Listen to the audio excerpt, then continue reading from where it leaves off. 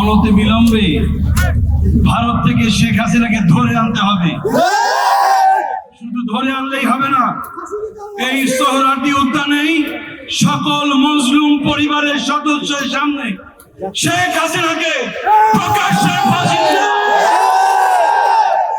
দ্বারা শেখ হাসিনার অন্য কোনো বিচার হতে পারে না।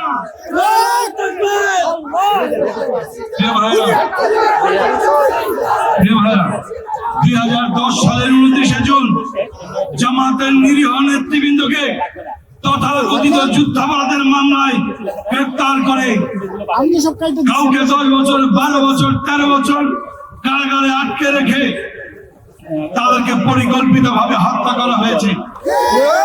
তাদের বিরুদ্ধে যুদ্ধাপরাধের অভিযোগ ছিল নাটক, মূলত ভারতের আগ্রাসনের বিরুদ্ধে বিরোচিত ভূমিকা রাখার জন্য তাদেরকে পরিকল্পিতভাবে হত্যা করা হয়েছে।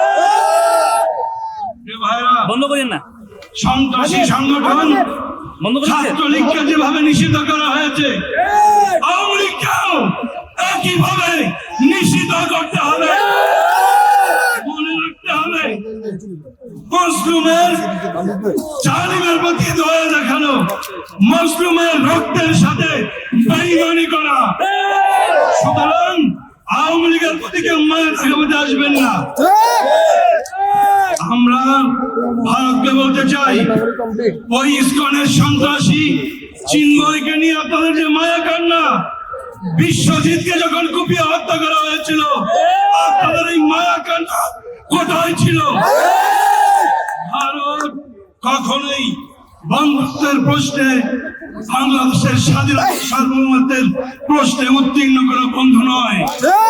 বরং আমরা যে রক্তের উপরে দাঁড়িয়ে আমাদের দ্বিতীয় স্বাধীনতা পেয়েছি, আমরা এই স্বাধীনতা দাঁড়িয়ে বলতে চাই, ভারতের সঙ্গে আমরা চোখে চোখ রেখে কথা বলার সাহস এবং শক্তি অর্জন করেছি। আমাদের সঙ্গে কথা বলবেন ন্যায্যতা ও সমতার ভিত্তিতে। আওয়ামী লীগের ওই নতজন পররাষ্ট্রনীতি এই সরকার আমলে এই ছাত্র জনতার গণঅভ্যুত্থানের বাংলাদেশে আর হবে না।